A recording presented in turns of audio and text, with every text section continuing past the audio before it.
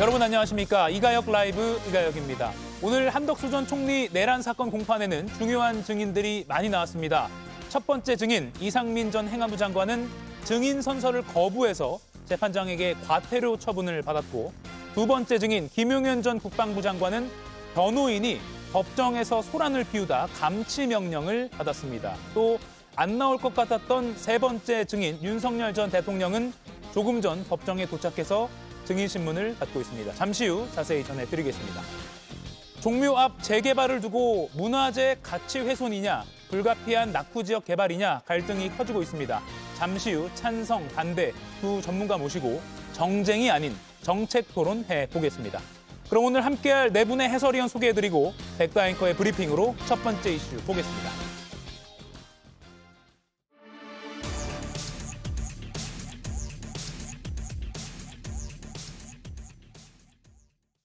재판정 피고인석에 앉은 김건희 씨의 모습이 약 2달 만에 다시 공개됐습니다. 서중조사 전 한해서 재판 중개 허가함이 상당하다고 판단이 되어서 이에 주문과 같이 결정합니다. 재판 중개를 허가한다. 네, 피고인 입정하시라고 하시죠.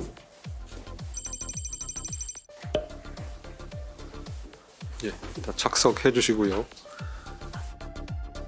검은 뿔테 안경에 마스크를 끼고 머리를 푼 채 등장한 김건희 씨. 변호사와 대화하는 모습도 포착되는데요. 재판 중엔 고개를 숙이고 침묵을 이어갔습니다. 윤 전 대통령 부부와 관계 때문에 편견을 갖지 말아달라. 같은 시각 영장실질 심사를 받은 김건희 씨 오빠의 최후 진술입니다. 김건희 여사 물건들 왜 본인 장모 집으로 옮겨놨습니까? 같은 날 오빠는 구속기로에 섰고 동생은 피고인석에 앉았습니다. 네, 보신 것처럼 법원이 김건희 씨 공판을 일부 중개 허용했습니다. 지난 9월에는 입장하는 장면 정도만, 그러니까 본 공판이 시작하기 전까지만 짧게 허용이 됐고요. 오늘은 그래도 앞부분 서증 조사 전까지는 역시 뭐 길진 않지만 공개가 돼서 이렇게 여러분께 보여드리고 있습니다. 신영 의원님, 그러니까 본격적으로 재판이 중계되는 건 처음이라고 하면 될 것 같습니다. 어떤 점에 주목하셨습니까? 예, 거의 한 달여 만에 처음 보는 거잖아요. 예. 그런 면에서는 김건희 여사 머리 스타일이 바뀌었더라고요. 예. 뭔가 여성들이 헤어를 바꿀 때는 뭔가 신경의 변화가 있는 건지 모르겠지만 그동안은 포니테일로 묶다가 이제는 풀르고 나오셨는데 꾸미지 않은 모습이기 때문에 얼굴을 최대한 가리기 위해서 뿔테 안경 그리고 마스크를 낀 모습도 보이고요. 특히 이제 2주 후면은 11.3 계엄이 1주년이 되는 그런 날이거든요. 예. 날씨가 쌀쌀해졌고 그러면서 따뜻한 그런 두꺼운 조끼, 코트 입고 나온 모습이 보입니다. 그리고 얼굴은 상당히 상기된 그런 약간은 인상을 쓰는 그런 표정으로 앞에 그리고 아래를 쳐다보는 방식으로 어떻게 보면 언론에 그런 공개되는 부분에 있어서의 회피를 하려는 모습이 아닌가 신경을 쓰고 있다라는 부분에 있어서 간접적인 사인으로 보이기도 합니다. 네. 지금 시청자 여러분께도 그 장면 보여드리고 있습니다. 김기웅 의원 어떻게 보셨습니까? 아무래도 이제 날씨가 많이 추워졌기 때문에요. 몸에 많이 입으신 것 같습니다. 그렇고 머리 스타일을 뭐 본인이 예전처럼 할 수 있는 상황이 아니기 때문에 그냥 평상시 자신이 하는 모습대로 그렇게 좀 하시는 게 어떤가 싶고요. 표정 같은 경우는 마스크가 좀 크기 때문에 구체적으로 표정 변화가 어떤지에 대해서는 저는 잘 모르겠는데 인상을 쓰거나 그러다기보다는 어떤 재판정 앞에서 법정 안에서 본인이 최소한 어떻게 보면 겸허한 자세로 그런 자세로 지금 보이고 있는 거 아닌가 그런 생각입니다. 예, 무언가 김건희 씨가 옆에 변호인에게 의견을 전달한 것 같은데 변호인이 약간 손짓을 하면서 그게 아니라는 비동의하는 그런 제스처를 보이는 것 같기도 하고요. 어떤 내용인지는 구체적으로는 확인할 수 없습니다만 지금 시청자 여러분께 오늘 오전에 김건희 씨가 출석한 법정 모습 보여드리고 있습니다. 이동학 의원님. 네. 그런데 이게 특검법 개정으로 재판 중개 조항이 신설돼서 오늘 중개가 가능한데 서증조사 전까지만 가능했어요. 그래서 이를 두고 그래도 윤석열 전 대통령이나 한덕수 전 총리처럼 좀 충분히 다 가능한 범위 내에서는 많이 보여줘야 되는 거 아니냐는 아쉬움을 표하기도 했습니다. 오늘 공개된 건 딱 5분이거든요. 그렇습니다. 좀 많이 아쉬워요. 왜냐하면 어떤 주장을 하는지, 어떤 표정을 짓는지, 어떤 태도를 보이는지 이런 부분들이 굉장히 중요했고 또 무엇보다도 도이치 주가 조작, 뭐 공천 개입, 통일교 청탁, 뭐 삼부토건, 양평 땅 관저, 뭐 최근에 또 김기현 전 대표가 당선되는 과정에서 또 백을 받았다 이런 얘기들도 많이 나오고 있는데 그만큼 김건희 여사에 대한 굉장히 많은 이 국민들의 뭐 주목도가 높아져 있는 그런 상태거든요. 예. 그렇기 때문에 알 권리 차원에서 도대체 어떤 표정을 짓고 어떤 얘기를 하는지 국민들이 보고 싶다. 그리고 재판은 공개가 원칙이지 않냐라고 이제 하는 그런 여론이 있었기 때문에 불가피하게 공개를 하는 것을 결정을 했는데 실제 그 신문 과정까지는 저희들이 이제 보긴 어려웠습니다. 왜냐하면 김건희 여사가 나름대로는 뭐 이게 공익 목적에 국민의 알 권리가 보장돼야 된다라고 얘기를 했지만 피고인의 명예나 무죄 추정도 또 원칙적으로는 보호돼야 된다라고 하는 명목이었거든요. 예. 그래서 아마 그 앞부분만 좀 짧게 보도한 것이 볼 수 있도록 한 것이 아닌가 싶은데 그 지점에서 좀 아쉽다는 말씀드립니다. 예, 뭐 서증 조사하면서 어떤 서면 자료에 개인정보 같은 게 들어 있을 수 있기 때문에 그런 점을 근거로 일단은 서증 조사 전까지만 오늘 공개가 됐습니다. 김영 의원님, 사상 첫 전직 대통령 부인의 본 공판 모습이 중계가 됐습니다. 이거 의미가 있는 것 같아요. 그렇죠. 지금 말씀하신 대로 이게 어떻게 보면 초유의 상황이지 않습니까? 이게 다른 말로 하면 전례가 없었다라고 보는 게 맞을 거고 재판부 입장에서는 재판을 공개하는 데 있어서 이 전례가 없는 상황에서 전례를 만들어야 됐기 때문에 많은 고민을 했을 거라고 생각을 합니다.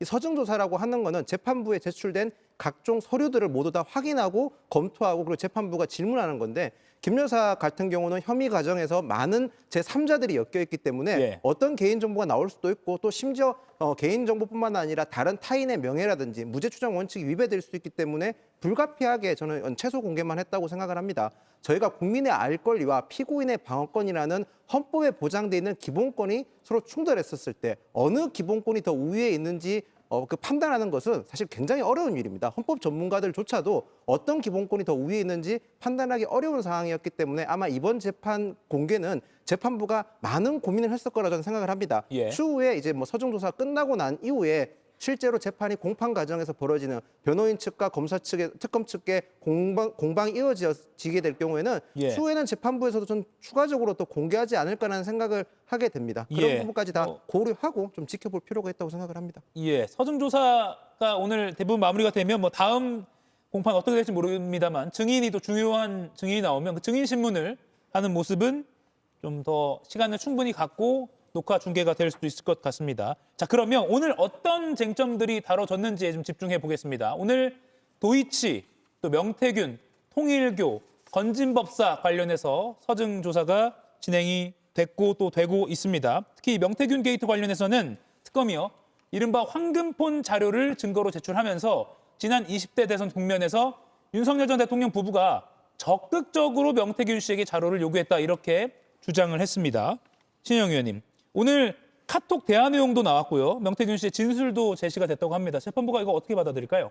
실제로 뭐 여론조사의 대가로서 공천 개입이 있었던 거 아니냐. 명태균 게이트의 중심 내용은 그것이죠. 그렇기 때문에 그동안의 많은 카톡 내용에 김건희 씨와 그리고 명태균 씨의 그런 대화 내용에서 상당히 명태균 씨를 의존하고 있었던 뭔가 신뢰 그리고 충성이라고 얘기를 할 정도로 이 많은 부분에 있어서 대선에서 사실은 명태균 씨의 그런 여론조사에 대한 부분들이 얼마나 영향을 미쳤는가에 대한 부분들까지도 증거로 이제 재판부가 판단을 할 것으로 보입니다. 예. 뭐 강혜영 씨가 81차례 무상 제공을 했다라는 증언도 있고 실제로 그 윤석열 후보를 1위로 만들기 위해서 일부 조작했다라는 그런 대화 내용들도 근거로 있기 때문에 대략적으로 81차례 2억 7천여만 원의 그런 여론조사를 무상 대납한 것 아니냐. 그리고 사실은 명태균 씨가 그런 여론조사 비용 받겠다라고 하면서 비행기 타고 갔었는데 예. 못 받아왔고 실제로는 500만 원만 받아왔고 그랬던 여러 가지 기존의 데이터들이랑 근거들이 있기 때문에 이런 것들이 대가성으로 정치자금법 위반으로서의 그런 부분을 검토가 될 것이라고 보이고 김영선 의원의 공천 개입 이런 부분까지도 김건희 씨가 어떻게 또 영향을 미쳤는지 그런 부분에 있어서의 오늘의 그런 증거, 예. 서증 이런 부분에서 검토가 있었기 때문에 충분히 재판부가 이 김건희 씨의 그런 역할 그리고 개입 이런 것들에 대해서는 상당히 문제가 있었다라고 판단할 가능성이 높다라고 판단합니다. 예, 이런 특검 측의 주장에 반면에 김건희 씨 측은 이 명태균 게이트 자체를 전면 부인하는 취지로 계속 주장을 펼쳤습니다. 뭐라고 했냐면요. 윤 전 대통령이 당선된 게 명태균의 소소한 행동 때문이라는 것은 국민 전체를 개, 돼지로 호도하는 방식이니까 조심해달라 이렇게 반격을 했거든요. 네. 김영 의원님 듣고 김경 의원 네, 또 예. 의견 들어볼게요. 그러니까 우선 저렇게 표현하는 것 자체는 좀 적절하지 않은 것 같습니다. 의도적으로 이제 명태균 씨에 대해서 깎아내리려고 하는 의도는 분명히 보이는 거거든요. 이유는 당연한 게 명태균 씨가 처음 등장했을 때보다 그 진술이 어느 정도 오염됐기도 했고 실제로 명태균 씨가 허장허세가 있다는 건 이제 충분히 공감되기 때문에 그런 의도적으로 저런 발언을 했다고 생각을 하지만 저런 식으로 그리고 또 더 나아가서 윤석열 전 대통령이 국민에게 선택받은 것에 대한 당위성을 강조하기 위해서 표현한 거라고 생각되지만 어쨌든 김 여사 측은 어쨌든 대통령 배우자로서의 신분을 가지고 지금 재판에 임하는 거지 않습니까? 국민이라든지 더 나아가서 저희 모든 국민들에 대해서 표현을 할 때는 조금 더 국민적 정서를 고려해서 피고인의 방어권을 누려야지 저런 식의 가격한 발언을 하게 된다면 더 반감만 살 거라 저는 그런 생각을 합니다. 예. 우선적으로 죄송합니다. 우선적으로 이제 명태균 씨가 뭐 전달한 그 여론조사의 가치, 그 가치가 어떤 의미인지가 중요합니다. 그리고 김영선이라는 사람이 공천을 받는 데 있어서 그분이 전혀 어떤 자격이 없는 분이 아니라 이른바 4선 국회의원을 했고요. 그리고 또 무엇보다도 경남 거창 출신인데다가 2018년도 지방선거를 앞두고 2017년부터 경남에서 활동을 했습니다. 그리고 2020년도 그 국회의원 선거도 도전을 했단 말이죠. 그렇기 때문에 윤석열 전 대통령이 당시 전화로 뭐라고 얘기를 하느냐. 김영선이가 경선 때부터 열심히 했으니까 이거 주라고 하는데 말이 많다 이 얘기를 했습니다. 결국 어떤 대가를 받아서 이걸 해주는 게 아니라 명태균 씨라는 그 존재가 두 가지입니다. 하나는 일종의 정치 브로커라고 볼 수도 있고 한편으로 본다면 여하튼 김종인 전 비대위원장과 이준석 전 대표 이런 관계 속에서 분명히 본인이 한 역할이 있습니다. 그렇기 때문에 대선이라는 거는 수많은 사람들이 도움을 주고 받고 그런 면이 있습니다. 그렇기 때문에 지금 특검이 밝혀야 될 부분은 뭐냐면 일종의 여론조사를 준 것이 일종의 대가성이 있고 대통령이 그거를 충분히 인식한 상황에서 여론조사의 대가로서 공천을 줬는지가 중요한데요. 제가 볼 때는 대통령 입장에서 뭐가 아쉬워서 그 여론조사 관련해서 집착을 하고 그게 일종의 대가라고 생각을 해서 좋겠습니까?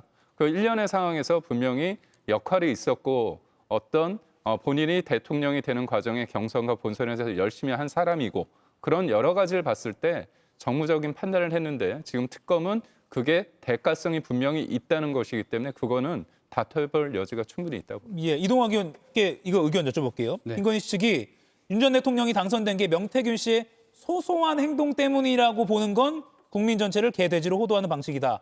일단 명태균 씨의 그 의혹을 소소한 행동이라고 한 건 애써 어떤 역할을 축소하려는 그런 전략이라고 봐야 될까요? 그렇죠. 이제 그렇게 보이는 거죠. 그리고 지금 말씀하신 대로 축소하려는 것뿐만 아니라 이 사람이 뭔가 허언을 한다. 그리고 있지도 않은 일을 좀 부풀려서 이야기한다. 그러니까 메신저를 공격해서 실제로 그 신뢰성을 떨어뜨리려고 하는 그런 전략으로 보이는데 문제는 본인의 스피커도 굉장히 신뢰도가 떨어지고 그다음에 대국민 거짓말했던 것들이 워낙 많이 드러나 있기 때문에 실제로는 방송이나 혹은 뭐 언론 앞에서 이야기하는 걸 들어보면 명태균 씨가 훨씬 더 명쾌하게 얘기를 합니다. 그리고 무엇보다도 이 사안, 공천과 관련된 사안은 이미 녹취가 나오지 않았습니까?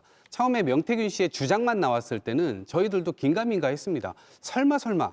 그런데 그 이후에 김건희 여사의 녹취가 그냥 나와버렸고요. 그 이후에 설마 대통령의 녹취까지 있을까라고 얘기를 했는데 대통령의 녹취까지 나왔어요. 근데 그 녹취가 나오는 그 과정에서는 우리가 2023년도에 기자와의 대화를 대통령이 했단 말입니다. 근데 그때 당시에 자기는 공관위원장이 누군지도 모른다고 얘기했습니다. 너무 바빠가지고 뭐 알 수조차 없는데 내가 어떻게 공관위원장한테 연락을 해가지고 이 공천을 주라 마냐 얘기를 하냐라고 대국민 앞에 거짓말을 했죠. 근데 저 녹취에서는 분명하게 공관위원장이 윤상현이다. 이걸 분명하게 얘기를 하잖아요. 그러니까 그 모든 것들이 대통령 부부가 거짓말을 굉장히 많이 하고 있고 명태균 씨로부터 뭔가 이런 이 공작을 받았음에도 불구하고 자신들은 애써 그것이 아무런 연관이 없는 것처럼 보이려고 하나 객관적 증거들이 가리키고 있는 바가 너무나 명확해서 저런 것들은 빠져나가기 어려워 보인다. 이렇게 생각합니다. 제가 잠깐 짧게요. 짧게 말씀드리자면 공천에 대한 부분을 다툴 여지가 있겠죠. 근데 이거 대선에 대한 성격 규정입니다. 명태균 씨의 역할이 국민이 그 당시에 선택했던 이유가 있는 거거든요. 그거는 조국 사태를 거치면서 사람들이 공정과 상식이란 그 담론 속에서 그런 사람들의 열망을 담아낼 수 있는 쉽게 깨지지 않는 질그릇 같은 존재가 누구냐. 그때 조국과 대척점에 있던 윤석열이라는 사람에 대해서 사람들이 봤던 거고요. 그리고 문재인 정부의 그 이념에 경도된 예를 들어서 28번, 29번에 이르는 부동산 정책에 대한 어떤 그 부작용 그런 여러 가지가 된 겁니다. 그런 것을 한 명의 명태균이라는 사람을 통해 가지고 그게 대선에서 이겼다. 이거는 너무 과한 해석이다. 그런 지적입니다. 근데 저도 물론, 짧게 네. 말씀드리고 싶은데요. 실제로 국민 전체를 개돼지로 호도하는 방식이 조심해달라. 사실 윤 대통령 그리고 김건희를 뽑았던 2번을 찍었던 많은 국민들이 지금 비상계엄 이후에 얼마나 후회하고 있습니까? 그리고 정말 원망을 하고 있는데 국민을 다시 개돼지로 표현하는 그런 워딩이 김건희 측에서 또 나왔다는 거는 이 윤석열을 지지했던 많은 후회했던 사람들을 2번 죽이는 것이다. 라고 말씀드릴 수밖에 없습니다. 예, 물론 이 명태균 게이트 자체에 대해서 뭐 대선에 얼마나 큰 역할을 했느냐를 떠나서 너무 부당한 여론조사 제공과 그의 대가에 대한 어떤 후과가 있었느냐 이런 것을 좀 밝히는 게 재판부 입장에서는 핵심일 것 같습니다. 자, 그러면 오늘 김건희 씨가 입장하는 모습 다시 한번 좀 시청자 여러분께 보여드리겠습니다. 그리고 신영 의원께 이 질문 드릴게요. 보석 신문 결과가 아직 안 나왔어요. 건강상의 이유를 들고 김건희 씨 측은 풀어달라고 한 거거든요. 지금 장면 물론 짧지만 지금 건강 상태 어떻다고 좀 추정하십니까? 지금의 상황으로 보면 아주 정상적으로 활동을 하고 있잖아요. 그래서 사실은 건강 상태가 어떤지 객관적으로 판단할 수 있는 근거가 매우 부족하다. 근데 지금 법정에서 뭐 10시 20분부터 출정해서 오후 시간에 어지럼증 호소하면서 뭐 이렇게 퇴정을 하고 예. 이것에 기대서 사실 재판을 계속 임해라라는 그런 지시가 나왔다고 하는데요. 오늘 좀 작정하고 나온 것 같긴 합니다. 건강 이상에 대해서 보석으로 풀어나기 위해서 여러 가지 그런 단서들, 근거들 이런 것들을 한번 보여줘야 되겠다라고 재판장에 어필하는 아무래도 오늘 공개되는 부분들도 있었기 때문에 여론의 관심이 있었을 것인데요. 실제로 김건희 씨의 건강 상태는 평소에 그 교도소에서의 건강 담당하는 의사들이 알 겁니다. 혈압, 맥박, 체중 이런 지표들이 어떻게 변하고 있는지 실제로 그리고 얼마나 식사를 잘하고 있는지 그리고 운동 시간에 운동 활발하게 하고 있는지 평소에 변호인 접견할 때 말을 얼마나 활동적으로 하는지 아니면 교도관들과의 뭔가 이렇게 대화에 있어서의 이런 톤이나 이런 것들 다 보기 때문에요. 지금의 이런 모습으로는 예단할 수 없는데 그런 부분에 있어서 김건희 씨가 지금 건강 상태가 어떤지에 대해서는 이미 교도소나 아니면 담당 의사는 객관적으로 판단하고 있을 것이다. 그런 것들이 보석에서 참고가 될 것이기 때문에 오늘 어지럽다고 호소하고 그런 것들은 주관적인 어떻게 보면은 악용될 소지가 있는 그런 모습들이긴 하거든요. 그런 걸로 판단하기에는 어렵다라고 말씀드리겠습니다. 예, 일주일 전에 김건희 씨에 대한 보석 신문이 있었는데 아직 결과는 발표가 되지 않았습니다. 결과가 뭐 오늘도 나올 수 있고요. 언제 나올지 모르겠지만 나오는 대로 또 여러분께 신속하게 전해드리겠습니다. 자, 그런가 하면 김건희 특검팀이 3차 수사 기한을 연장하기로 결정했습니다. 다음 달 말까지 이어갈 것으로 보입니다. 재판에 넘긴 사람만 20명이 넘습니다. 하지만 아직 수사를 해야 할 의혹은 상당히 많은 상황입니다. 김윤영 의원님, 이제는 남은 시간이 얼마 없어요. 근데 이 시간이 없는 거에 대해서는 제가 민중기 특검, 즉 김건희 특검에 대해서 비판을 할 수밖에 없습니다. 왜 시간이 없어졌는지 저희가 돌이켜봐야 될 부분이 있는 게 우선 민중기 특검 본인이 주가 조작, 미공개 정보를 이용해서 주가 조작을 했다는, 주가를 매매했다는 의혹을 받았지 않습니까? 거기 더 나가서 특검부가 2명 교체됐고 그 교체된 사유는 역시 특검과 관련돼서 피의자와 술자리 동석 사건이 있었습니다. 거기다 실제로 양평 공무원 같은 경우는 강압 수사에 의해서 자살했는 걸로 지금 거의 뭐 자살을 하셨지 않습니까? 이런 문제를 일으켰던 거는 민중기 특검 본인들입니다. 특검이 저희가 흔히 볼 때 뭐 단순하게 무임금으로 일하는 것이 아니라 특검은 장관급 대우를 받고 하루에 3, 4천만 원씩 국민의 혈세를 쓰고 있습니다. 그렇기 때문에 특검은 더 속력을 내서 수사를 해야 되는 겁니다. 사건이 많았기 때문에, 관계자가 많았기 때문이라고 변명할 수 있겠지만 어쨌든 특검이 출범한 이상 충분히 국민적 대우를 받기 때문에 거기에 상응하는 성과를 내야 되는 거는 당연한 겁니다. 그 지금 성과를 못 내고 있는 거 왜 그런지 민중기 특검 스스로가 돌이켜봐야 될 부분이라고 저는 생각을 합니다. 예, 김건희 씨의 선고, 그러니까 자본시장법 위반 혐의에 대한 선고는 내년 1월쯤으로 예상은 되는데 물론 재판 진행 상황에 따라서 좀 달라질 수 있을 것 같습니다. 결심 공판이 아마 이달 말이나 12월 초쯤에 이뤄진다면 선고는 내년 초쯤이 되지 않을까. 뭐 통상적인 절차에 비춰보면 이렇게 예상은 되지만 상황은 유동적입니다. 자, 그런가 하면 오늘 김건희 씨가 서울중앙지방법원에서 재판을 받았는데 비슷한 시각 역시 같은 법원에서 오빠인 김진우 씨가 구속영장 심사를 받았습니다. 이동학 위원님, 네. 남매 모두 구속되는 상황이 벌어질까요?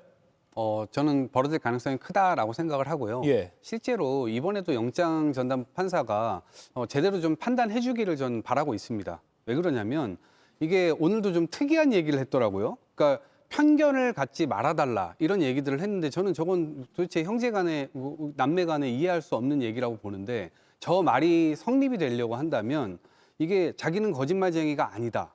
그리고 부정부패한 사람들과는 나는 다르다. 뭐 이런 말을 하고 싶었던 것일까요? 그러니까 그런 맥락이 좀 잘 이해가 안 되고 무엇보다도 재판부가 그런 편견을 가지고 판단하는 것은 아닙니다. 그냥 객관적 증거를 가지고 판단하는 건데 본인이 실제로 지금 걸려 있는 것들이 크게는 두 건이에요. 하나는 본인이 시행사 차려가지고 양평 공공지구 개발할 때 당시에 350세대 800억 매출 올리지 않았습니까? 예. 그런데 공사비는 부풀리고 이익은 줄였어요. 그래가지고 사실상 개발 부담금을 축소하려 했던 혐의 이걸 갖고 있고요. 처음에는 수십억에 달하는 거였는데 그거 다 깎아주고 나중에 안 냈습니다. 결국 막판에 1억 몇 천만 원인가 겨우 그거 하도 문제 제기를 하니까 겨우 그걸 냈는데 그 과정에서 그거를 줄여줬던 공무원들 역시도 수사 대상이라는 점 말씀드리고 두 번째로는 김건희 국가장신구 이거 다 숨겨줬잖아요. 그러니까 이런 부분들에 대해서 재판부에서는 객관적 증거를 가지고 판단할 수밖에 없다라는 말씀드립니다. 예. 그런가 하면 김진우 씨가 이배용 전 국가교육위원장이 금거북이를 김 씨 측에 줄 때 윤 전 대통령 부부에게 건넸던 당선 축하 카드가 있었는데 이걸 내가 찢었다. 그리고 이배용이 누군지 몰랐다. 이렇게 주장을 했다고 합니다.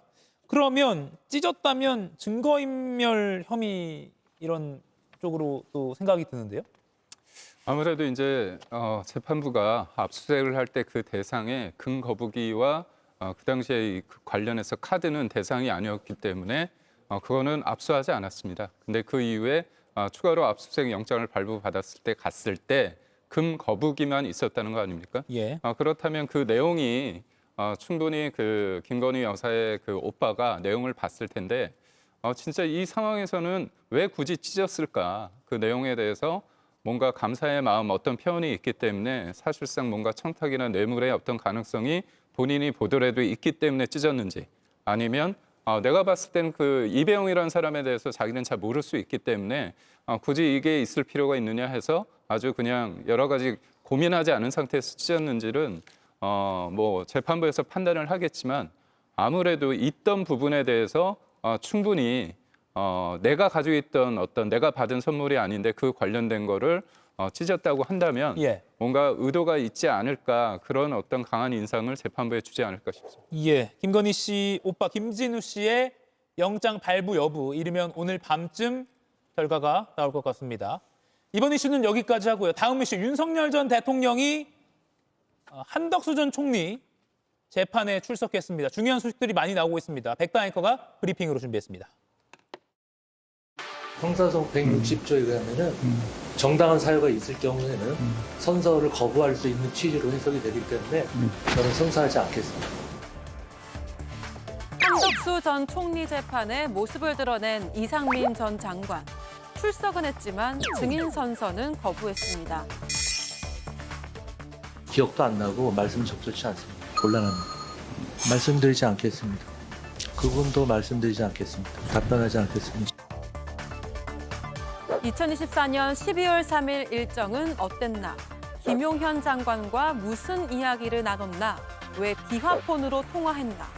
오전에만 97번, 특검의 질의에 증언 거부로 일관했고 급기야 재판부에서는 이런 말까지 나왔는데요.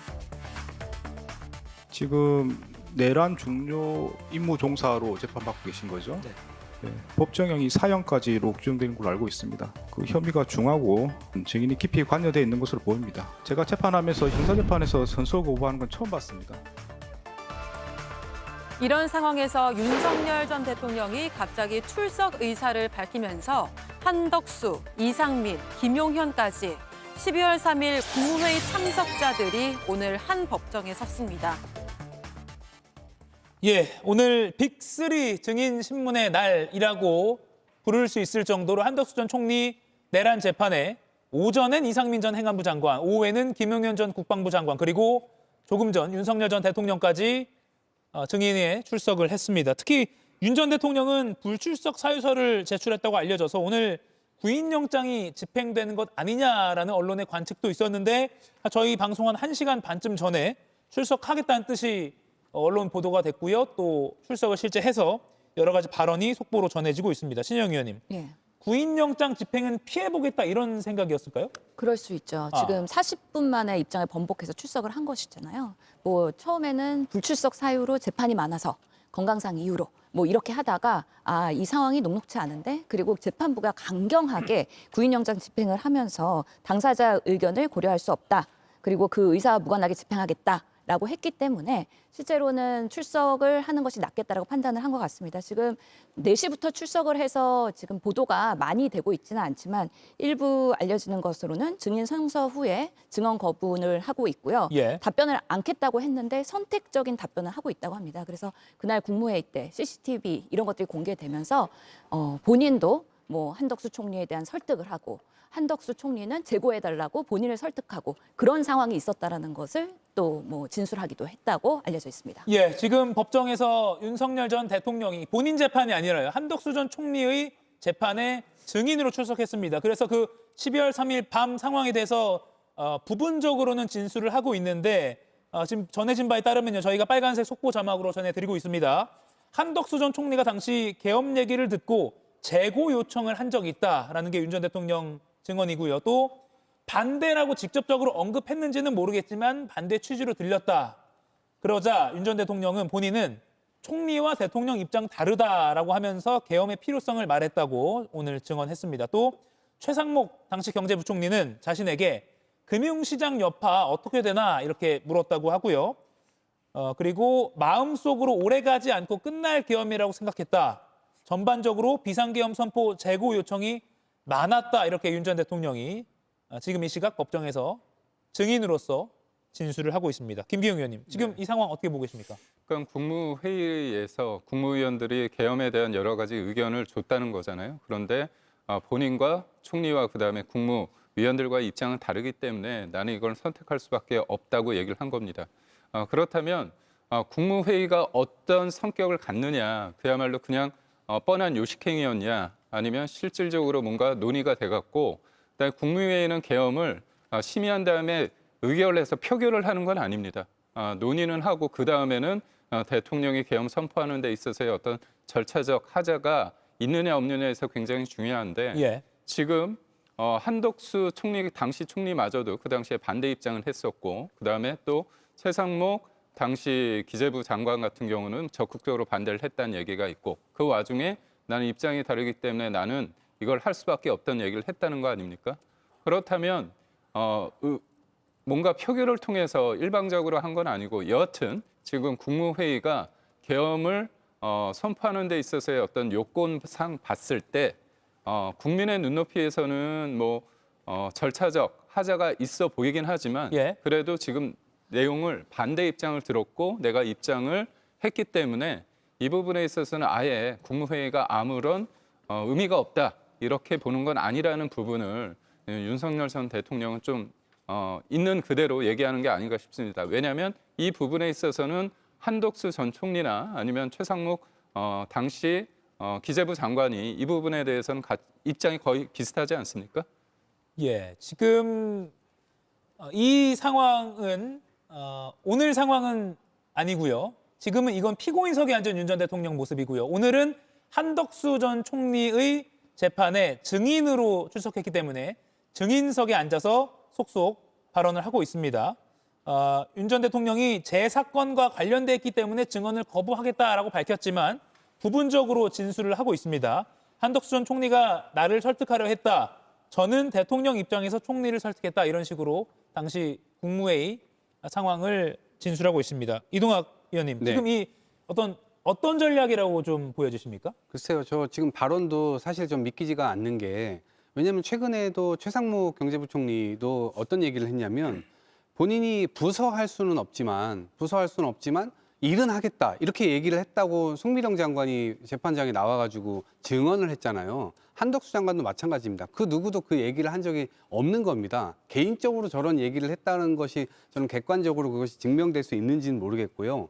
일단 헌재에서는 윤석열 전 대통령에 대한 판시를 할 때 국민을 배반했다 이렇게 이제 판시까지 했잖아요. 이제 그런 측면에서 어쨌든 재판부가 명확하게 이 재판부의 어떤 권위를 확실하게 이제 보여주려고 하고 또 본인 스스로가 이번에 만약에 나오지 않는다라고 했다면 실제로 집행될 수도 있었던 거잖아요. 그러니까 아마 재판부 입장에서는 그동안 윤석열 전 대통령이 이 계엄하고 뭐 계엄 이후에 보여줬던 여러 가지 측면들이 수사기관이나 혹은 법원 영장을 받아가지고 집행하려고 했었던 바로 그 지점에서부터 모든 법 질서를 완전히 형해화시키려고 했었던 그 모습을 보였기 때문에 아마 재판부는 철두철미하게 그러한 권위를 세우고 싶어 했을 겁니다. 그래서 이번에도 아마 나온 것은 본인 스스로가 잡혀가는 모습을 보여주지 않기 위한 이 전략이 아니었나라는 생각이 들고 나와서도 일정 부분 본인에게 해가 되지 않는 정도의 선에서만 지금 발언을 하는 것으로 보여지는데 아마 종합적 그림에서는 저런 것들이 다 뒤집히지 않을까 싶습니다. 예, 지금 사건이 당연히 전직 대통령과 전직 총리의 사건이 연관돼 있기 때문에 오늘 증인으로서 진술한 윤 전 대통령의 주장도 상당히 전략적일 수밖에 없다는 판단도 가능할 것 같습니다. 김윤영 위원님, 지금 진술 상황 어떻게 보고 계세요? 일단 윤석열 전 대통령이 재판에 참석하시는 거 출석하시고 그리고 자기 재판뿐만 아니라 다른 재판에 증인으로 출석하신 건 전 굉장히 잘된 일이라고 생각을 합니다. 어찌 보면 국군 통수권자이자 동시에 나가서 국가 수반으로서 계엄을 했기 때문에 그 계엄에 대해서 수습하는 과정에서 국민들은 이 실체적 진실을 원하는 거지 않습니까? 그런 실체적 진실을 알려면 재판에 성실히 임해야 되는 겁니다. 그 재판에 성실히 임하는 모습은 전 참 다행이라고 생각은 듭니다. 지금 윤석열 전 대통령의 저런 전술을 보면 전 재판 전략이 조금 바뀌었다는 생각이 듭니다. 예. 무조건 참석을 안 하는 것이 아니라 참석함으로써 어느 정도 약간의 본인이 유리한 위치를 선점하고자 하는 것 같은데요. 예를 들어서 최근 들어서 윤석열 전 대통령에 대해서 불리한 진술이나 증언이 좀 이어지는 경향이 있었습니다. 특히 그것도 경호원이라든지 측근들에 의해서 이어진 경향이 많았는데 저렇게 직접 출석함으로써 그런 증언에 대해 본인에게 불리한 증언에 대해서 어느 정도 반박하는 효과도 있고 더 나아가서 조금 성실히 재판부에 임한다는 것을 보여줌으로써 조금이라도 국민적 여론을 본인에게 우호적으로 바꾸고자 하는 그런 의도가 담긴 게 아닌가라는 생각을 저는 하게 됩니다. 예. 윤석열 전 대통령이 증인으로 출석한 것도 오늘이 처음이고요. 전직 총리의 재판에 전직 대통령이 증인으로 출석한 상황도 참 사상 초유의 일이라는 생각이 듭니다. 속속 계속 나오는 증언들 저희가 속보로 전해드릴 거고요. 오늘 오전에요. 이상민 전 행안부 장관도 증인으로 나왔습니다. 그런데 증인 선서 거부는 물론이고요. 모든 질문에 답변을 거부했습니다. 이런 경우는 처음이다. 제 말이 아니라 재판장의 말입니다. 증인 2024년 12월 3일 일정 어떠셨습니까? 그걸 제가 다 일일이 기억하기는 어렵습니다. 딱 찍어서 말씀 주시면 답변할 수 있는데 12월 3일이 워낙 바쁜 일정이었기 때문에 그 일정을 하나부터 열까지 지금 다 말씀드리기 기억도 안 나고 말씀이 적절치 않습니다. 그러면 제가 상세히 묻겠습니다. 김용원 장관이 무슨 일로 들어오라고 하던가요? 그것은 제가 말씀드리기가 곤란합니다. 김용원 장관과 세 차례 통화가 이루어진 것이 확인됩니다. 어떤 내용으로 통화를 한 건가요? 말씀드리지 않겠습니다. 비아폰으로 다시 통화를 한 사실이 확인되는데 그 이유는 무엇입니까? 그분도 말씀드리지 않겠습니다. 네, 다음 질문하시죠. 예, 평소에도 그렇게 비아폰으로 통화하는 일이 있었습니까? 말씀드리지 않겠습니다. 네, 다음 질문하시죠. 증인은 다른 국무위원들과 달리 도착하자마자 곧바로 집무실로 들어갔는데 바로 집무실로 들어오라는 말을 들은 것입니까? 네, 그분도 답변하지 않겠습니다.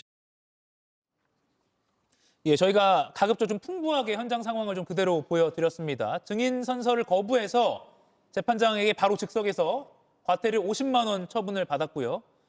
그 이후로는 자신의 재판에서 밝히겠다는 게 이상민 전 장관의 선서 거부의 이유입니다. 신영 의원님, 어떤 전략으로 보십니까?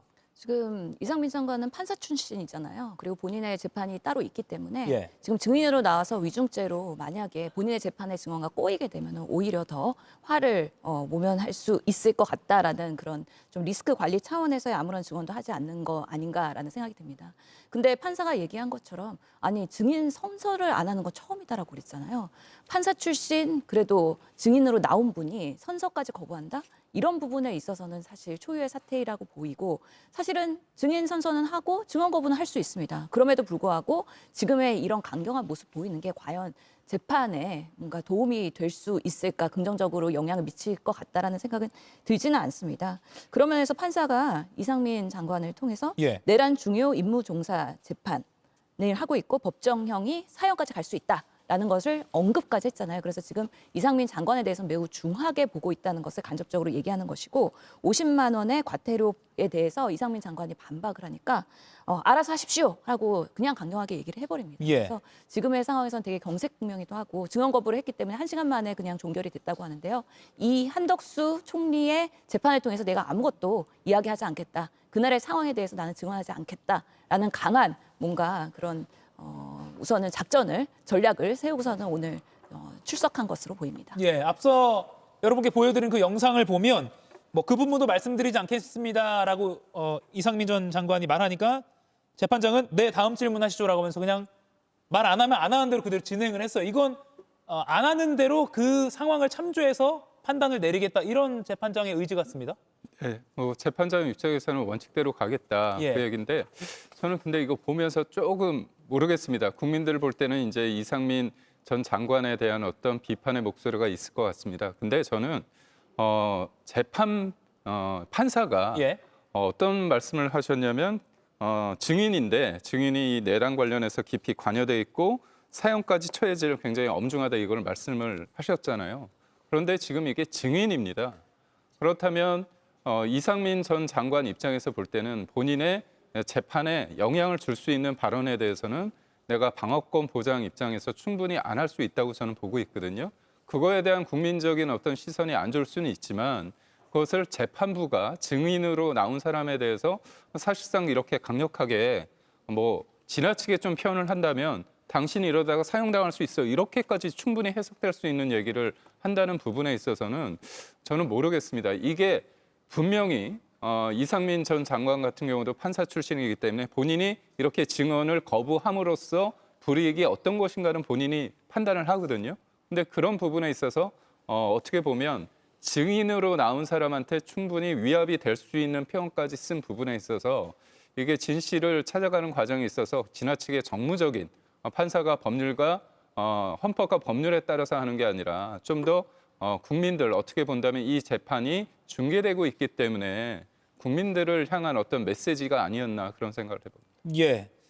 김경희 의원의 개인적 의견입니다만 또 이 재판장의 진행에 대해서 여러 가지 다양한 평가가 가능할 것 같습니다.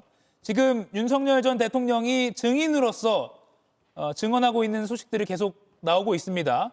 마음속으로 오래가지 않고 끝날 경험이라고 생각했다. 그리고 나의 관련된 설명은 조서를 확인하라. 책 한 권 분량이다. 이런 말도 했고요. 또 이렇게 분단위로 물어보면 답변하지 않겠다라는 발언도 했다고 합니다. 그리고 1년 가까이 지난 일이다. 기억나지 않는다 등등 증인으로서 처음으로 윤 전 대통령이 여러 가지 진술을 하고 있습니다. 김영희 의원님, 다시 이상민 전 장관 이야기로 돌아와서요. 증언 거부를 하기 앞서서 증인 선서 자체를 거부했거든요. 이건 어떻게 보셨습니까? 그러니까 저기 단순하게 거부한 것뿐만 아니라 그래서 판사가 예. 거부하면 가태료를 부과할 수 있다고 했고 가태료를 실제로 부과했었습니다. 예. 그런데 이상민 전 장관 같은 경우는 본인이 이의 제기했는 걸 조서에 적어달라고 요구를 했었거든요. 실질적으로 일반 국민이라면 그렇게 말하는 그리고 저런 태도를 가지기가 쉽지 않을 겁니다. 아마 이상민 전 장관이 법조인이기 때문에 저런 태도를 취할 수 있었다고 봅니다. 실제로 우리가 흔히 얘기해서 법기술자라고 하죠. 법기술자이기 때문에 저런 행동을 했다고 생각을 드는데요. 저는 개인적인 생각은 이상민 전 장관은 국무위원이었지 않습니까? 국무위원으로서에 따르면 단순하게 본인의 방어권도 중요하겠지만 국민들께서 원하는 것은 단순하게 법조인으로서의 방어권이 아니라 국무위원으로서 가지고 있는 큰 권한에 따른 큰 책임도 전 당연히 요구할 거라고 생각을 합니다. 그래서 이상민 전 장관이 조금 더 전향적인 태도로 재판에 임하시는 게 맞다는 생각이 들고 그리고 더 나아가서 여야 할 거 없이 법기술자분들 조국 전 장관 또 재판에서 진술 거부권을 수백 번 썼지 않습니까? 그런 점에 있어서만큼은 공직자에 더 나아가서 정치권에 있는 분들이 법조인분들께서는 재판에 임함에 있어서 단순하게 법조인으로서가 아니라 공직자로서의 처신 또 충분히 가져야 될 필요가 있다고 저는 생각을 합니다. 예. 내란 특검팀은 재판 지연을 노리는 전략 아닌지 의심스럽다 이렇게 반응하기도 했습니다. 이동학 위원님. 네. 그러면 이건 한덕수 전 총리 재판의 증인으로 나온 거지만 이상민 전 장관 본인 재판에서의 어떤 영향은 없을까요? 영향이 있을 것이라고 봅니다. 우선 선서를 거부한 것은 본인이 형사소송법 160조를 근거로 들었거든요. 근데 그거는 증언 거부권의 고지에 관한 이 룰이에요. 그렇기 때문에 선서를 한 이후에 증언을 거부할 수 있다라는 고지를 할 수 있는 것이므로 그 이전 거를 저렇게 법기술적으로 빠져나간다? 저는 저거를 헌법도 짓밟으면서 법률도 완전히 짓밟는구나라는 이제 생각이 좀 들었고 본인 스스로가 이제 CCTV 영상이라든가 본인이 했었던 여러 가지 증언들 이런 것들이 그냥 뒤집히는 결과들이 많이 나왔잖아요. 그리고 본인은 이번에 증인으로 나왔습니다만 나와가지고 아무 말도 안 했잖아요. 근데 본인 재판에서는 수없이 많은 증인들을 지금 신청을 해놨단 말입니다. 근데 그 사람들도 똑같이 지금 이상민 전 장관처럼 아무 말도 하지 않고 증언 거부하겠습니다. 증언 거부하겠습니다. 이런 걸로 일관해서 사실상 재판을 지연하려고 하는 거 아니냐라고 당연히 특검 측에서는 그 생각을 하는 것이 너무나 당연하다고 생각합니다. 그렇기 예. 때문에 지금 이상민 전 장관이 눈에 뻔히 보이는 저런 행동이 과연 변호 전략에 우세한지 그것들은 본인 스스로가 따져봐야 될 것이고요. 오늘 선서 자체를 안 한 것과 본인 스스로가 굉장히 불성실하게 재판에 이 증인으로 나와서 증언을 하지 않은 것 등 이 모든 것들이 종합적으로 판단돼서 오히려 국민 괘씸죄, 공분죄가 훨씬 더 더해질 것이다 이렇게 생각합니다. 예, 오늘 이른바 빅3 증인 신문의 날입니다. 한덕수 전 총리 공판에 전직 대통령, 전직 국방부 장관, 전직 행정안전부 장관이 모두 증인으로 출석했습니다. 그만큼 사상 초유의 일들이 많이 일어나고 있습니다. 김용현 전 국방장관은요, 변호인의 행동이 논란이 됐습니다. 변호인이 재판부 동석 허가 없이 방청석에서 발언을 하려다가 결국 재판부가 감치 명령을 내렸습니다. 이 영상은 아직 언론에 공개되지 않았는데 사실 김 전 장관 측 변호인의 행동은 앞선 김 전 장관 본인 재판에서도 논란이 된 적이 있습니다.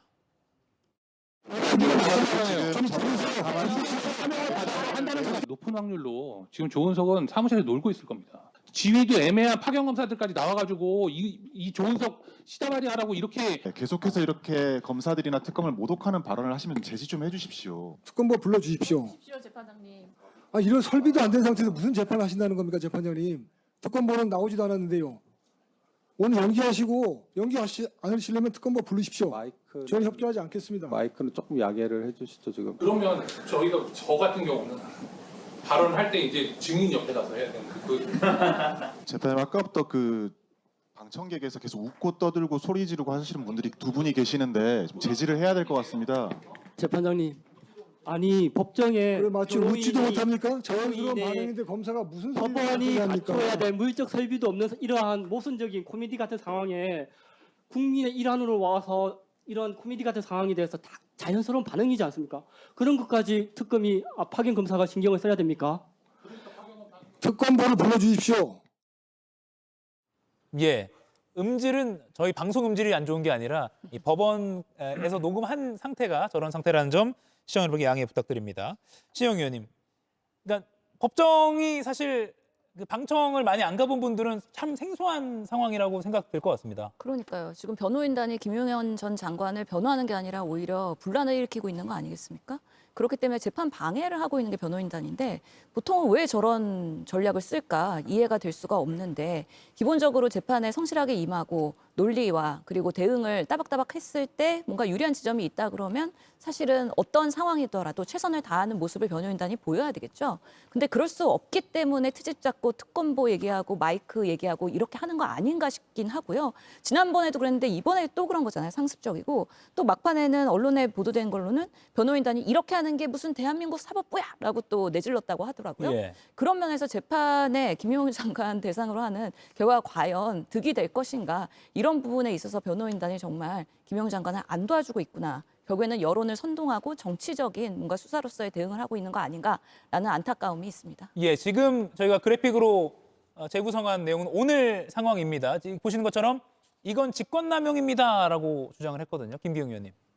법정에서 소란이 있을 경우에 감치 명령을 내릴 수 있습니다. 감치는 제가 알기로는 구치소에 이렇게 구금하는 것으로 알고 있는데요.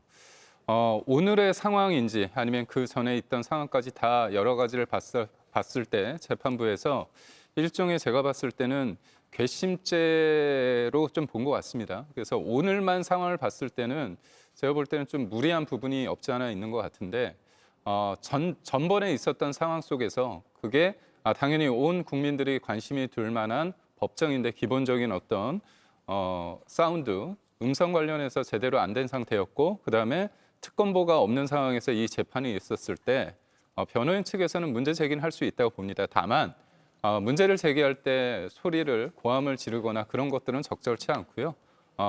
만약에 부당하다는 상황이 되면 변호인이 어떻게 보면 법조인 아닙니까? 그렇다면 논리를 통해서 충분히 수긍을 해야 되고 그런데 저번에 있었던 것과 오늘에 있었던 상황 봤을 때는 저는 분명하게 감치는 조금 심하다 봅니다. 근데 판사도 사람인지라 저번까지 상황을 조금 마음에 두고 오늘의 어떤 사안을 낸 것 같은데 제가 볼 때는 아무래도 이것들이 또 정치적으로 그다음에 재판부에 대해서 정치적인 메시지가 나올 수 있기 때문에 한 번 정도 좀 만류하시고 그다음에 된다면 감치를 할 수밖에 없다 이렇게 경고를 하는 게 좀 낫지 않았을까 그런 생각을 해봅니다. 예. 물론 언론 보도에 따르면 사전에 감치 가능하다라는 경고가 있었다고 전해지고 있습니다.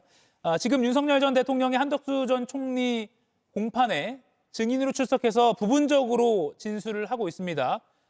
모두 다 질문에 답하지는 않고 있습니다만 분단위로 물어보면 답변하지 않겠다 뭐 이런 답변을 하고 있고요. 또 제 진술은 조서를 참고하라. 두꺼운 책 한 권 분량이다. 1년 가까이 지난 일은 기억나지 않는다 등등 여러 가지 증언을 전직 대통령이 처음으로 증인이 되어서 진술을 하고 있는 상황이 벌어지고 있습니다. 관련된 소식은요. 저희가 내일 이 시간에도 자세히 전해드리겠습니다. 저는 종묘 재개발 관련 이슈 마수 토론으로 10초 후에 다시 돌아오겠습니다. 네 분간 여기서 인사드리겠습니다. 고맙습니다. 고맙습니다.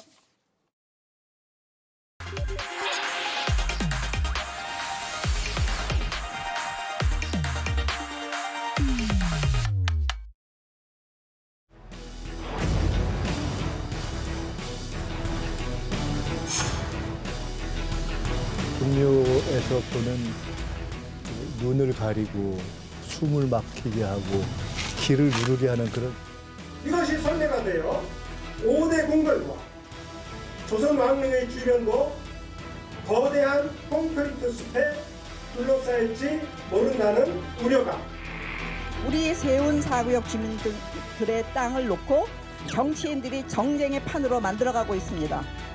유네스코가 권고하는 대로 세계유산 영향 평가를 거치면서 정전에 섰을 때 눈이 가려집니까? 숨이 턱 막힙니까? 기가 눌립니까?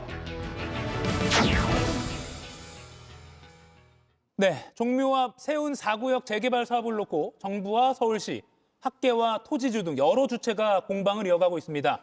이 세계적인 문화재 보존과 도심 개발 논리 사이에 균형점을 찾을 수 있을까? 유창수 전 서울시 행정 2부시장, 박영민 경실련 도시개혁센터 이사 두 분과 함께 토론해 보겠습니다. 오늘 정쟁이 아니라 합리적 결론을 도출하는 정책 토론이 되기를 희망합니다. 두 분 어서 오십시오. 예, 네, 안녕하십니까. 안녕하십니까. 먼저 이 질문으로 시작을 하겠습니다. 종묘 앞 재개발의 핵심 쟁점은 고층 빌딩, 초고층이라고 표현하기도 하고요. 한 140m 넘는 그 빌딩을 건설하는 게 과연 문화재적 가치, 특히 경관에 영향을 미치느냐, 악영향을 미치느냐 이 부분인데 먼저 유창수 전 시장님께 여쭈겠습니다. 네. 어떻게 보십니까? 악영향을 끼친다고 보십니까? 저는 이 문제는 예. 꼭 높이 문제가 종묘의 가치를 훼손하느냐 이런 것보다도 낙후된 강북 도심을 어떻게 살릴 것인가 이런 관점에서도 좀 봐야 된다고 생각합니다. 예. 저희가 지금 세운 4지구 재개발은 그동안 서울시가 추진했던 청계천 복원 사업이라든가 광화문광장 조성 사업이라든가 동대문 디자인 플라자 조성 사업, 그러니까 낙후된 강북 도심을 어떻게 살릴 것인가 이런 문제에서 시작이 됐다고 보시면 되고요. 예. 이 강북 도심이 강남 도심과 격차가 아주 심해지고 있습니다. 이런 격차를 줄이기 위해서 지금 제가 도표를 이렇게 하나 준비해 왔는데요. 예. 이 강남의 도심의 사업체 수라든가 종사자 수라든가 오피스 면적을 보면 거의 강북의 2배입니다. 그렇지만 강북에 거주하는 인구는 480만 명입니다. 그러니까 서울의 절반의 인구가 강북에 살고 있는데 강남의 도심과 비교해서 강북의 도심을 어떻게 살려낼지 이런 고민에서 출발이 됐다고 생각하시면 되겠습니다. 예. 저희가 예. 말씀 주십시오. 예, 그래서 저희가 또 강북 도심을 살리면서도 대규모의 그 녹지 공간을 만들겠다라고 하는 그런 구상을 가지고 있거든요. 그러니까 종묘 앞 고층 이 건물이 들어서면 예. 이 1층에 사람들이 다니는 그 1층 공간은 대규모 녹지 공간을 만들어서 종묘의 매력을 훨씬 더 높이겠다 이런 구상을 가지고 사업을 추진한 그런 사항이겠습니다. 예. 그러면 문화재적 가치 훼손은 없다라는 입장으로 제가 요약해도 될까요? 오히려 문화재를 더 빛나게 만들 수 있다 이렇게 말씀드릴 수 있습니다. 예. 박영민 교수님. 예, 종묘는 단순하게 건축물 이상의 역사적 경관 측면에서 보아야 한다고 생각합니다. 예. 종묘의 건축적 가치는 세계적인 건축가이자 캐나다 출신의 미국의 UCLA 교수인 프랭크 게리가 가히 그리스의 파르테논 신전에 필적할 만하다라고 하면서 한국인들은 이런 건물이 있는 걸 감사해야 한다라고까지 말했습니다. 만약에 그리스 파르테논 신전 뒤에 142m짜리 초고층 건물이 들었으면 그걸 녹지축을 설정했다고 해서 자랑스러워할 수 있느냐라는 문제와 같은 겁니다. 남산에서 바라보거나 종묘 내부에서 바라볼 때 조선 왕실의 정통성과 그 엄숙한 분위기를 상징하는 역사적 스카이라인이 고층 건물에 의해서 침해받는 것은 문제입니다. 그래서 남산에서부터 종묘까지 경관, 즉 뷰를 녹지축이라고 생각한다면 조감도처럼 아마 새처럼 하늘을 날아서 보고 새처럼 생각하면 녹지축이라고 생각할 수도 있겠지만 종묘와 남산은 서울이라는 고도의 역사적 정체성을 형성하는 핵심 요소로서 개발에 의한 고층 건물은 이 역사적 맥락을 단절시키고 도시의 문화적 진전성을 약화시킨다고 생각합니다. 예. 시간 더 쓰셔도 됩니다. 네, 제가 질문 드릴게요, 그러면. 당장 이 질문이 나옵니다. 유네스코 세계유산인데 이거 해제되는 거 아니야? 정확히 말씀드리면 1995년에 유네스코에서 이 종묘에 고층 건물 들어서지 않도록 보장해달라고 권고를 남겼는데 이번 재개발 계획대로라면 이거 권고 어기는 거 아니야? 이런 우려가 나오거든요. 어떻게 보십니까? 저희가 그 권고를 어기느냐 아니냐는 아마도 그 전 세계적으로 세계 문화유산 근처에 고층 빌딩이 들어선 사례들이 있었느냐, 예. 그래서 유네스코 세계 문화유산이 취소가 됐느냐 이런 것들을 살펴보면 되거든요. 예. 근데 제가 지금 이 도판에 설명드리는 이 런던의 사례는 예. 런던 타워, 이게 그 세계 문화유산입니다. 그런데 런던 타워 옆에 더 거킨 타워, 치즈 그레이터 타워. 지금 저희가 종묘에서 계획하고 있는 140m보다 훨씬 60m 정도가 더 높습니다. 예. 또 종묘 정전에서 저희도 520m가 떨어져 있는데 이 건물들도 약 500m 가까이 떨어져 있거든요. 그래서 이런 영향이 있어도 고층 건물을 지어도 런던 타워라고 하는 문화유산 1988년도에 지정이 됐습니다.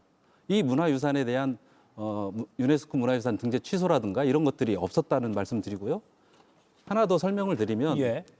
우리 뭐 국민들께서 가끔 가보신 분들도 계실 텐데 그 런던의 가장 유명한 건축물이 빅뱅이라고 하는 국회의사당 건물입니다. 예. 이 건물 바로 건너편에 370m 떨어진 데 런던 아이라고 하는 대관람차가 그 조성이 됐습니다. 이 국회의사당도 1987년에 세계 문화유산으로 지정이 됐거든요. 예. 근데 이 런던 아이가 들어섰다고 해서 세계 문화유산 등재를 취소한다든지 그런 일은 없었습니다. 너무 기우라고 생각이 들고요. 예.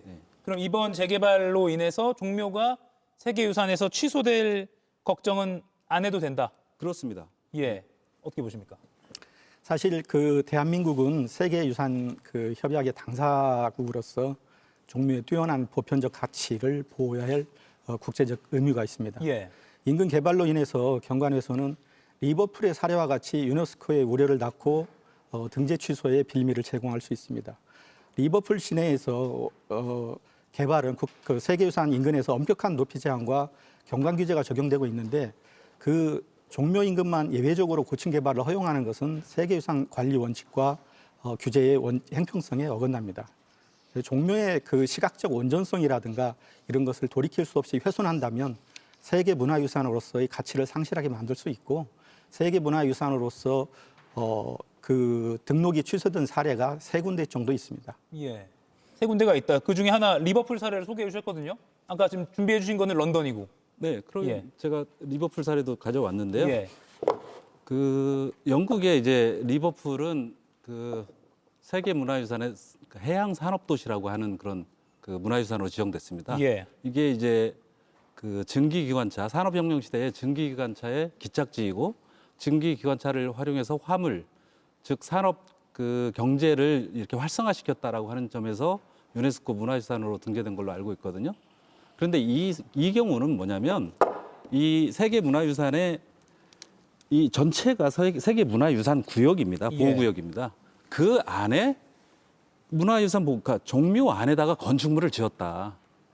그러니까 보호구역 밖에다 지은 게 아니라 보호구역 안에 지었기 때문에 당연히 취소가 되는 거죠. 그 세계 지금 말씀하신 이제 교수님께서 말씀하신 세계 구역도 뭐냐면 엘베 계곡이라고 하는 독일의 드레스덴 계곡이 있습니다. 거기에 이 보호구역 안에다가 교량을 이제 건설을 한 사례거든요. 그다음에 오릭스 동물보호지구도 그 동물지구를 그 파헤친 겁니다. 그러다 보니까 대규모 개발을 이루어지니까 등재가 취소된 거지.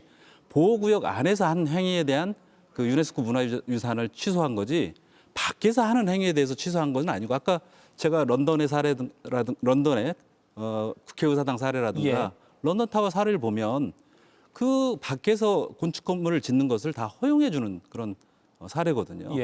그래서 지금 아까 말씀하신 드레스덴 사례 등재 취소가 됐다. 이것은 아마 국민들을 호도하는 그런 얘기가 아닌가 이런 생각이 듭니다. 리버풀 사례는 국민들을 호도하는 것이다. 그러니까 그 쉽게 말하면 그 울타리 내에 지었기 때문에 이건 취소가 되는 건 당연한데 종묘는 그 거리 바깥이다.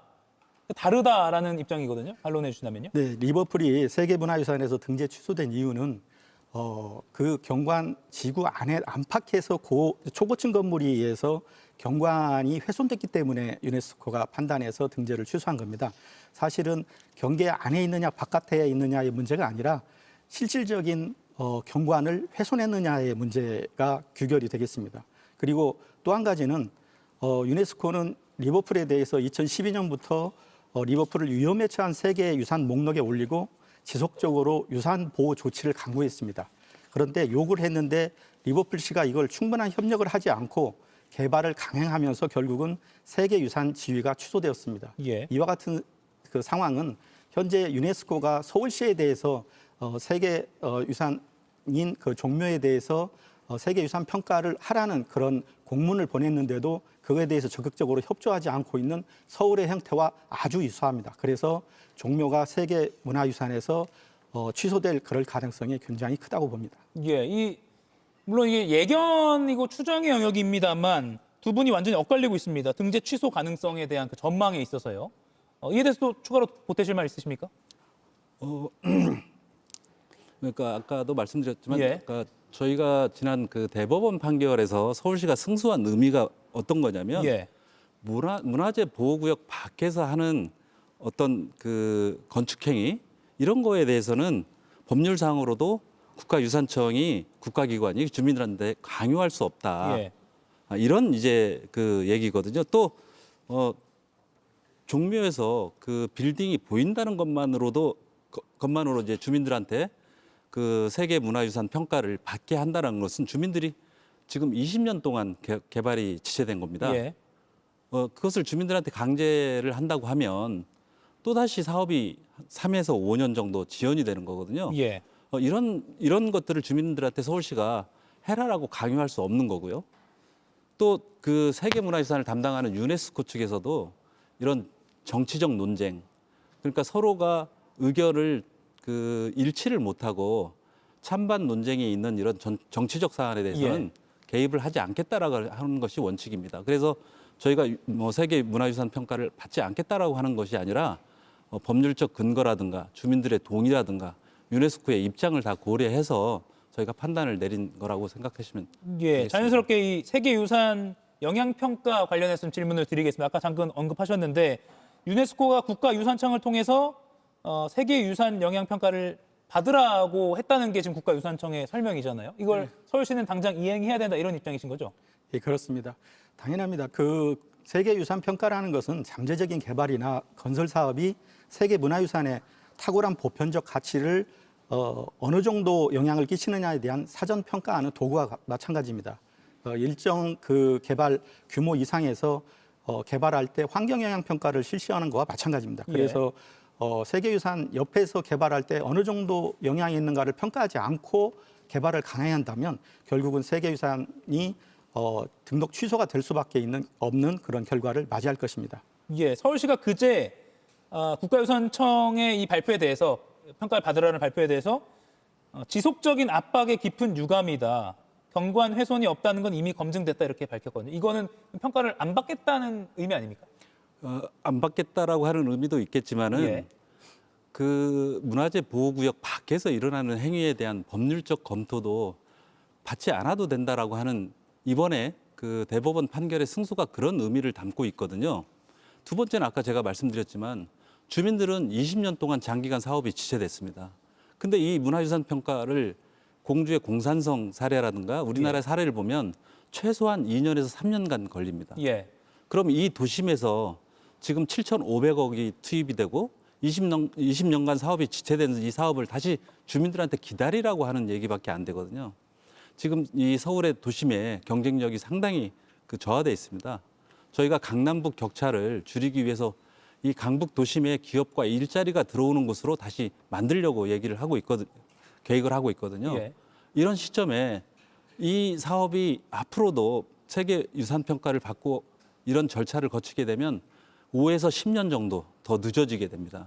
이런 점도 좀 고려해야 될 사안이 아닌가 이렇게 생각합니다. 예. 그 말씀은 그러면 서울시는 지금 안 받겠다는 입장으로 이해가 되면 어제 또 서울시 의회에서 오세훈 시장이 받으려고 해도 법적으로 근거가 미비하기 때문에 받을 수 없다는 취지로 제가 설명하긴 했거든요. 예, 말씀드린 이상 그런 상황입니다. 안 받고 재개발이 진행이 된다. 어떻게 그럼 후속이 조치가 이해돼야 그 유 교수님께서 대법원의 판결을 받았다라고 하셨는데 여기에 대해서도 한 3가지 관점에서 재검토가 돼야 한다고 봅니다. 대법원의 판결은 기본적으로 개인의 재산권 침해의 최소화와 시대 변화에 따른 규제 완화라는 행정적 재량권을 인정한 측면이 강합니다. 그런데 일반적으로 재산권 규제라는 것은 금전적 보상이나 규제 완화를 통해서 회복이 가능하지만 세계유산과 같이 역사적 문화재의 경관 훼손은 한 번 발생하면 회복이 불가능합니다.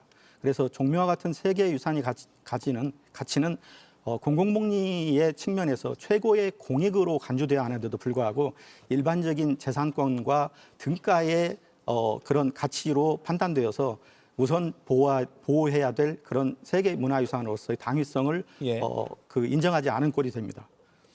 그러면요, 저희가 거기 살고 계시는 주민들이나 토지주 이야기로 넘어가기 전에 이 부분 한번 짚고 가겠습니다.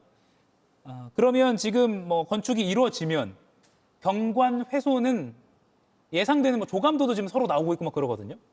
있다고 보시는 게 지금 경실련 우리 이사님의 입장이고 없다고 하는 게 지금 전 이부 시장의 입장이신 거죠? 네, 근데 지금 그 교수님께서 주장하시는 그 유네스코 세계문화유산 이것들이 전부 다 그 세계 유산 영향 평가를 받은 건 아니거든요. 제가 이 그림은 안 보여드리려고 했는데 이게 우리나라 세계문화유산 선정릉이라고 아실 겁니다. 강남에 있는. 그러니까 우리나라의 왕릉도 세계문화유산으로 지정됐거든요.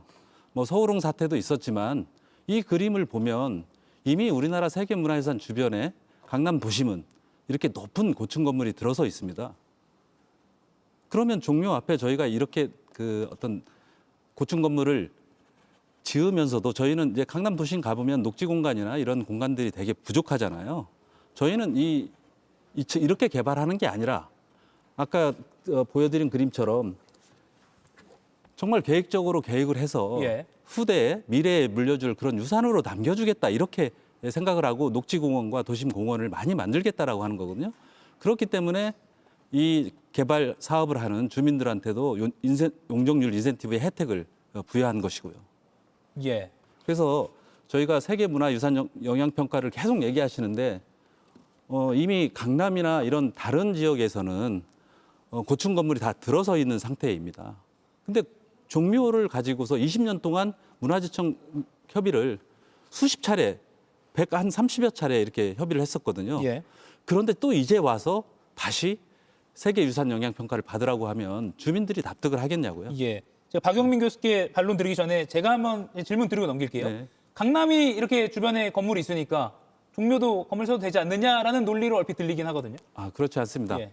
강남에 이런 건물들이 있어도 예. 세계문화유산으로 지정이 돼 있었다. 예. 그 얘기를 하는 겁니다. 예. 이 높은 건물이 있음에도 불구하고 세계문화유산으로 지정이 됐다. 예. 근데 종묘는 저희가 더 좋은 공간, 종묘가 빛나는 공간으로 더 만들려고 재개발을 추진하는데 왜 그것을 세계유산 영향평가를 또 받아야 되느냐. 예. 왜 그걸 주민들한테 자꾸 강요를 하느냐. 이 취지로 지금 말씀을 드리는 겁니다. 예. 뭐 경관 훼손이 없다는 취지로 제가 이해가 됩니다. 예, 실질적으로 유 교수께서 말씀하신 거는 재개발 자체에 대한 그 논점으로 말씀하시는 것 같습니다. 저희는 재개발 자체를 반대하는 게 아니고 현재 모든 기존 건축물이 철거가 완료됐기 때문에 안전 문제라든가 건축물 밀도 뭐 그런 부분에 대해서는 문제가 현재는 없습니다. 제가 3일 전에 종묘를 갔다 왔는데 현재 그 구역은 전부 철거가 완료돼서 나대지 상태입니다. 그래서 현재 말씀드릴 수 있는 거는 이 재개발은 건물의 기능을 회복하는 것이지 반드시 높이를 높이는 것을 의미하지는 않는다라는 그런 말씀을 드리고 싶습니다. 실질적으로 이 구역이 초고층 개발을 꼭 해야만 하는 그런 그 필연적인 당위성이 없습니다. 현재는 최대 용적률을 통해서 1100%라는 그 최대 용적률을 최대 개발 이익을 위해서 추구하고 있고 그 용적률 상향을 통해서 얻는 개발이 그 이익 극대화가 그 목적인 것 같습니다. 그래서 이와 같은 초고층 개발은 막대한 초기 투자 비용하고 그다음에 관리 비용을 발생시켜서 문화훼손의 그 위험을 감수하고 초고층 개발을 해야 할 논리적인 정당성이 없습니다. 그렇게 생각합니다. 예. 경실련도 재개발 자체의 반대 입장은 아닌 것이다. 그럼 이제 뭐 주요 가치를 어디 두느냐로 좀 따져볼 차례인 것 같습니다. 그러니까 저희가 뭐 주민들 언론 인터뷰 통해서 들어보면 워낙 노후화가 돼서 뭐 콘크리트 덩어리가 떨어져서 발을 다치는 뭐 주민도 있었다 이런 사례도 뭐 소개가 되긴 했었는데 안전 문제나 또 재산권 문제 일단 무시할 수 없는 거 아닙니까? 그러니까 개발은 이루어져야 된다는 것에는 동의한다는 것이죠. 예, 그렇습니다. 예. 그렇다면 그 재개발하는 데 있어서 그럼 뭐 층수를 좀 낮춰서라도 해야 된다. 뭐 그런 주장이신 건가요? 예, 지금의 현재 개발 계획은 142m 또는 145m의 초고층 개발입니다. 굳이 세계문화유산인 종묘 앞에 그런 초고층 그 개발을 해야 하느냐의 문제이지 예. 적정한 용적률을 가지고 적정한 중층 이하의 개발을 하는 데에서는 저희들도 찬성을 합니다. 그래서 이거는 실질적으로 도시 재생과 관련돼서 어떠한 개발 계획이 가장 그 우수한 개발 계획인지의 그런 문제이지 마치 재개발 자체를 반대하는 것처럼 표명하면 안 된다고 생각합니다. 예. 그럼 질문 이렇게 드릴게요. 왜 초고층으로 하는 게 최우선으로 서울시는 계획을 하고 있느냐? 왜 140m냐? 70m 안 돼? 이런 질문으로 제가 좀 정리하겠습니다. 자, 초고층의 정의를 좀 잘못 알고 계신데요. 초고층은 200m 이상부터가 초고층이라고 얘기를 하는 겁니다. 예, 그렇다면 기존 70m에서 140m로 왜 올렸느냐 이렇게 질문 다시 드릴게요. 그렇죠. 예. 그런데 지금 70m의 이 개발을 할 때 건축 행위를 할 때 70m로 하면 건폐 면적이라고 하는 그러니까 건축물의 1층 면적이 녹지 공간이나 이런 공공 공간으로 쓸 수 있는 면적이 되게 적어집니다. 고층으로 올리면 당연히 1층 이 뚱뚱한 건물이 새 장비가 얇은 건물이 되겠죠. 예. 그러면 사람들은 어느 공간을 가장 많이 쓰냐면 1층 공간, 지상부 이 공간을 가장 많이 씁니다. 일반인들이. 그게 공익적인 그 환경이 되는 거거든요. 그렇게 해서 지상 공간을 풍부하게 휴식 공간이라든가 여가 공간으로 만들어내는 것이 우리 서울시의 녹지 생태 도심이라고 하는 정책의 일관된 방향이고요. 지금 그렇게 하게 되면 1층 공간이 가장 비싼 공간이잖아요. 예. 그 비싼 공간을 할애를 시민들한테 해주면 높이나 인센티브를 주겠다. 이런 취지고요. 또 아까도 말씀드렸지만 강남이나 이 강남의 어떤 도심의 이 업무 빌딩이나 대기업들이 상당히 많이 있습니다. 근데 아시다시피 삼성이나 현대차가 다 강남에 둥지를 틀고 있습니다. 우리는 강북 도심을 살려서 강남과 강북의 격차를 어떻게 줄이느냐. 강북의 주민들이 출퇴근이 가까운 도심으로 통근거리를 줄이고 그다음에 도심의 매력을 높여서 관광객도 모이게 하고 기업도 오게끔 만드는 그런 정책으로 강북 도심을 활성화시키고자 하는 겁니다. 그러려면 어떤 유인책이 필요하잖아요. 그래서 용적률 인센티브하고 이 그 밀도를 높여주고 높이를 높여준 그런 사항이 되겠습니다. 예. 지금 일본 사례를 보면은요. 지금 우리는 문화재 주변, 아까 남대문 얘기했지만 동대문, 탑골공원, 이 문화재 주변에 가면 전부 다 이 낙후되고 노후되고 슬럼화돼 있지 않았습니까? 일본은 저희 서울역과 같은 동경역이 있습니다. 이 동경역의 건너편은 이 일본의 그 일왕이 사는 예. 왕궁이 있거든요. 이 지역의 개발을 보면 옛날에 이 그 규제는 31m까지 높이 규제를 했었습니다. 예. 그런데 지금 200m 이상의 건축물을 지금 짓고 있거든요. 지어냈습니다. 저희가 예. 일본 출장에 갔을 때 본 사항인데 이렇게 높은 건축물도 문화재 옆에 바로 짓습니다. 우리는 남대문이나 동대문이나 탑골공원 주변을 가보면 그 주변이 왜 이렇게 낙후돼 있습니까? 문화재 주변에 문화재 보호구역이라고 하는 지금 이제 역사 문화환경 보존지역이라고 하는 이름이 바뀌었는데요. 예. 문화재 보호구역을 지정해놓고 관리도 안 하고 정비가 안 되는 겁니다. 왜? 높이나 이런 것들의 규제가 워낙 강하기 때문에 그냥 낙후된 채, 슬럼화된 채로 이렇게 남아있는 그런 현상이 되거든요. 예. 지금 이 일본 사례뿐만 아니라 뉴욕도 마찬가지고 최대 높이를 지금 우리는 140m가 높다고 얘기를 하잖아요. 근데 여기는 200m 이상을 짓고 있는 겁니다. 예. 물론 이 왕궁 자체가 이 다이야마루 지구가 유네스코 문화유산은 아닌 거죠. 문화재이긴 한데. 예, 문화유산은 아닙니다. 아까 문화유산에 있는 지역은 예. 런던에 충분히 제가 런던 타워라든가 런던의 빅뱅 주변도 그런 높은 건축물이 올라간다는 걸 보여드렸기 때문에. 예. 높이 지어야 그만큼 쉬는 땅이 있어서 거기 녹지로 개발할 수 있다라는 주장으로 제가 요약을 하겠습니다. 어떻게 개발 반론하시겠습니까? 계획의 그 방향성이라든가 또는 방법론상의 문제는 여러 가지 생각할 수 있습니다만은 방금 그 예시로 든 도쿄 왕궁의 그 면적은 115만 제곱미터입니다. 종묘는 19만 4천 제곱미터로 종묘의 약 6배에 해당합니다. 그리고 일왕이 사는 그 소위 말하는 그 왕궁은 녹지하고 그다음에 해자가 있어가지고 옆에 있는 초고층 건물의 위압감이라든가 그게 전혀 없습니다.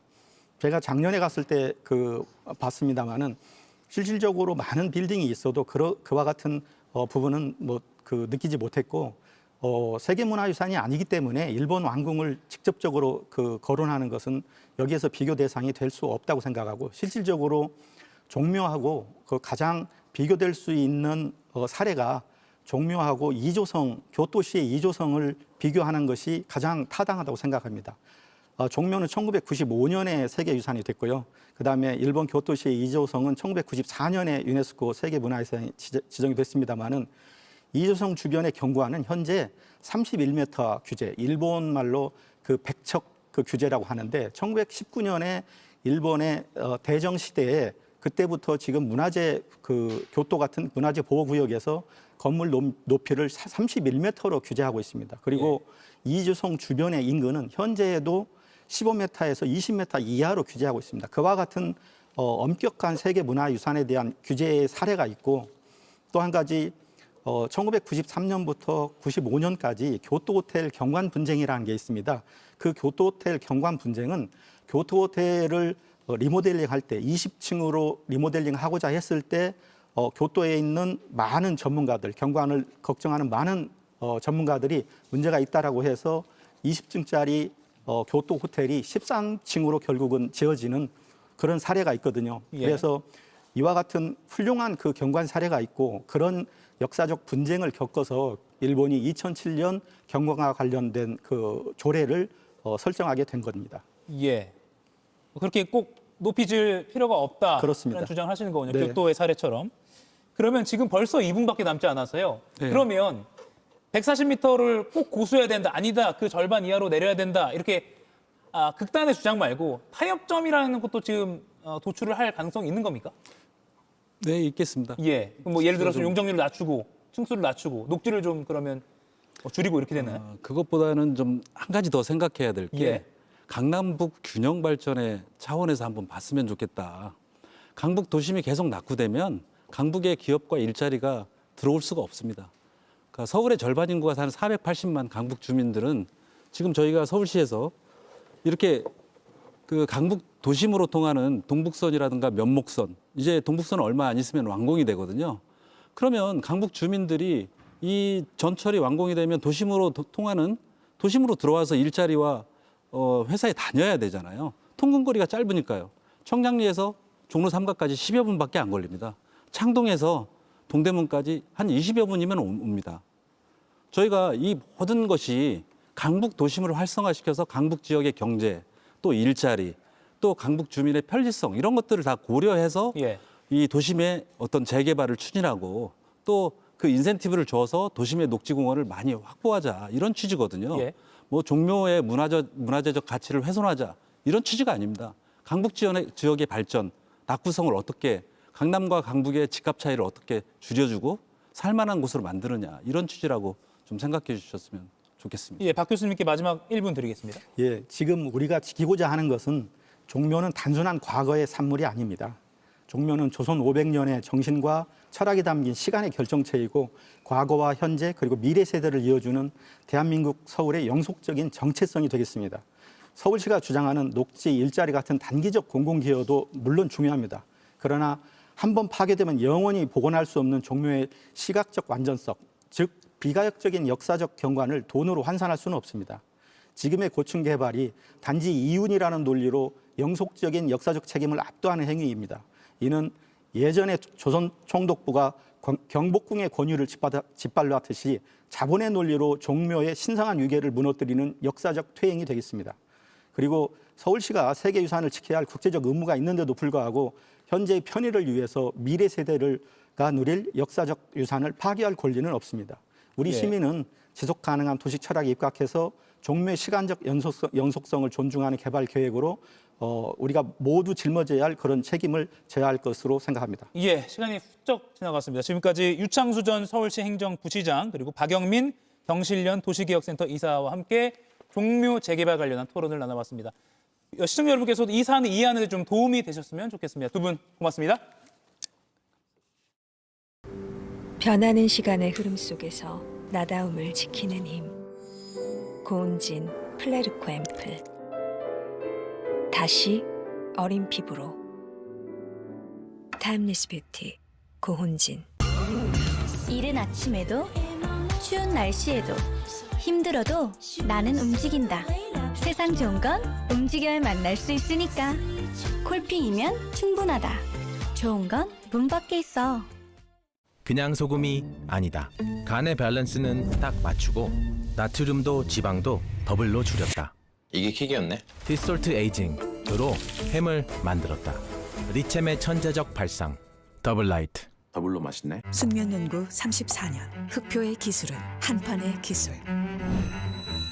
구들장과 황토판에 한약재까지 한판으로 착.